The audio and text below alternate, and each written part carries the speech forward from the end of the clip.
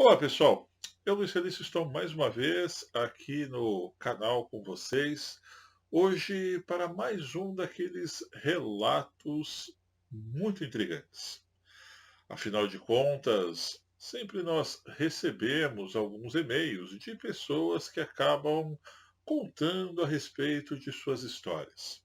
Semana passada mesmo, nós tivemos dois fatos muito interessantes de um casal, inclusive, que estava viajando pela cidade de Serra Negra, no interior de São Paulo, e acabou tendo uma experiência muito inusitada.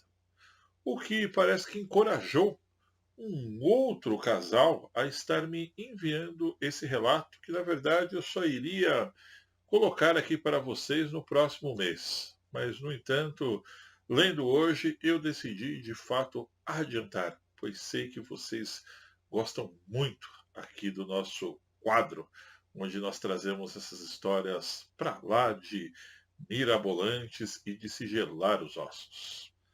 Será mesmo que uma lua de mel teria sido interrompida por fatos estranhos que podem até ser apontados como uma possível abdução?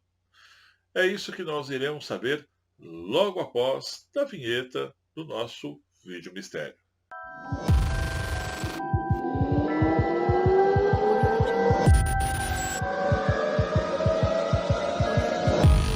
Esse fato aconteceu exatamente no ano de 1981. É verdade que já vai há algum tempo, e quem me enviou foi uma senhora chamada Neuza, de 61 anos. Na época, ela estava se casando com seu esposo, João Carlos. Ela relata que eles moravam na periferia de São Paulo, eram vizinhos, inclusive, mas estavam indo passar a lua de mel no Rio de Janeiro. O fato foi muito curioso, o que gerou até mesmo algumas piadinhas daquele melhor estilo de mau gosto de próprios membros da família. Eles se casaram no dia 2 de dezembro do ano que eu relatei ainda há pouco para vocês, de 1981. Nesse mesmo dia, foi feita uma festa muito modesta, segundo ela, na casa de uma prima do João Carlos. Eles estavam reunidos com alguns comes e bebes, e o próprio João tinha pego um carro que ela disse que na época era um fusquinha muito pitoresco, um fusquinha vermelho, de seu irmão, para que eles pudessem viajar para o Rio de Janeiro e ali passar cerca de 3 ou 4 dias em uma lua de mel, inclusive em uma posada que eles tinham ganho como um presente de casamento de um dos padrinhos. Pois bem, como eu disse ainda há pouco, a festa transcorreu normalmente. Claro, ela não nega aqui que tiveram bebidas, champanhe, cerveja, como em toda boa festa, não só de casamento, não é mesmo, pessoal? Mas por volta de 2 horas da manhã, quando encerrou toda a festividade, eles pegaram o Fusquinha do irmão do João Carlos e pegaram estrada adentro. Segundo ela, a intenção do casal era ir até metade do caminho, pegar um hotel, ou até mesmo um motel, afinal de contas eles eram um casal, para pernoitar e depois, no dia seguinte, continuar a viagem até a cidade maravilhosa. Acontece que quando eles chegaram mais ou menos próximos ao quilômetro 44 da rodovia Dutra, que interliga ali hoje, se eu não me engano, com a Ayrton Senna, coisa desse tipo, já em um ponto muito deserto, afinal de contas, eu era garoto, mas eu me lembro que essa estrada ela era bem ruinzinha no início da década de 80, né? A gente ouvia falar que não tinha iluminação, etc e tal, como ela relata aqui. E eles avistaram algo um tanto estranho à frente de um morro que tinha passando ali uma das curvas. O que aconteceu foi que o João Carlos diminuiu a velocidade, até mesmo imaginando que pudesse ser um carro pegando fogo, algo desse tipo. E ao se aproximarem, eles enxergaram um objeto de forma oval, muito iluminado, cintilante. Ela descreve que é como se fosse uma cor púrpura, que ao mesmo tempo mudava a tonalidade para um azul celeste. E eles ficaram ali simplesmente sem saber o que estava acontecendo. Se aproximando mais, o João diminuiu a velocidade, pois a luz ofuscava toda a frente do carro, ele não conseguia enxergar a estrada à frente e pensou até que de repente pudesse ser uma patrulha, algo do tipo que estava com os faróis ligados muito altos, e exatamente parou o carro no acostamento. No que eles pararam o carro no acostamento, o João pediu para que a noiva, que ela disse que ainda estava inclusive, né, com meio vestido de noiva, né, não estava inteiro, mas estava com metade do vestido, o outro estava com uma blusa, ele pediu para que ela esperasse que ele ia até a frente, né, quando ele parou o carro, ver o que era aquilo, afinal de contas ele não conseguia enxergar. A partir daí, quando saiu o marido dela, o seu João, do carro, hoje senhor, na época um jovem, ele disse que não lembra de mais absolutamente nada. Mas as memórias dela são bem mais afloradas do que a dele. Ela lembra que quando viu o marido, o noivo, descer do carro, ela sentiu a presença de alguém do lado direito, onde ela estava no passageiro, se aproximar do carro. E como era uma noite muito quente, ela disse que eles estavam com os vidros abertos. Mas, quando ela olhou, ela viu somente a silhueta do que ela descreve na época como se fossem dois homens, mas com a cabeça estranha. Ela não sabe exatamente detalhar, mas não era algo igual nós, seres humanos. Ela diz que tinha a cabeça desproporcional. A partir daí, tudo virou apenas flashes de memórias para ela, para a Neuza. Já para o João Carlos, ele não se lembra de absolutamente mais nada do que aconteceu. Pois bem, a história ela começa a ficar interessante, pois a partir de então, o casal desapareceu. Mas os parentes não se incomodaram muito com isso. Por quê? Nessa época, a gente não tinha o danadinho do celular, do WhatsApp, né, para ficar controlando. E aí, chegou bem, não chegou bem. O que todo mundo imaginou é que os noivos estavam no bem bom lá na lua de mel e queria esquecer que todo mundo existia. Esse sumiço, ele durou por volta de 2 dias.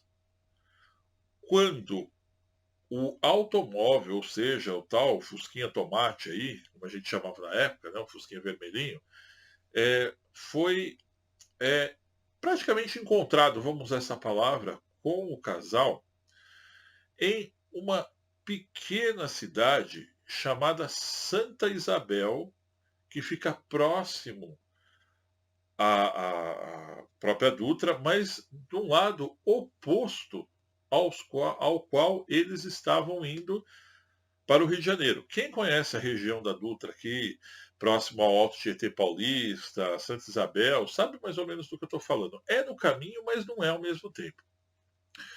E eles acordaram, né, dentro do Fusca com a sensação de que, por exemplo, tinham se passado apenas 2 horas, mas na verdade já era dia 4 de dezembro. Tudo aconteceu na madrugada do dia 2, né? Que ela casou no dia 1º, madrugada do dia 2. Mas um olhou para a cara do um, o outro olhou para a cara do outro e simplesmente pensaram: "Ó, acho que a gente bebeu, estava tão bom que a gente não se lembra absolutamente de nada". Mas a Neuza diz que acordou com dores muito estranhas, sobretudo nas partes íntimas. E já o João estava com o braço direito todo picado, como se ele tivesse, por exemplo, tomado soro em várias partes. Nessa época, pessoal, não era muito comum você falar a respeito de OVNIs, discos voadores. Era um sensacionalismo ou outro que algumas pessoas faziam, e enquanto outras que tinham fatos creditados tinham exatamente receio de falar disso abertamente para não ser taxado de lunático. Então, simplesmente eles ficaram olhando para a cara do outro com aquela cara de ué, e a Neuza se tocou que tinha se passado 2 dias quando ela ligou para a mãe dela para falar que estava, né, eles estavam, entre aspas, né, tudo bem, para saber como é que estavam as coisas. E a mãe falou no telefone para ela: "Puxa, que bom que você ligou, pois nós já estávamos preocupados, que faziam 2 dias que vocês não nos ligavam. E a gente estava, inclusive, pensando em ligar para a posada que vocês iriam passar os 4 dias no Rio de Janeiro". E quando ela relatou para o João que já tinham se passado 2 dias, ninguém entendeu mais nada. Ela disse que, inclusive, abortaram a viagem até o Rio de Janeiro, voltaram para São Paulo,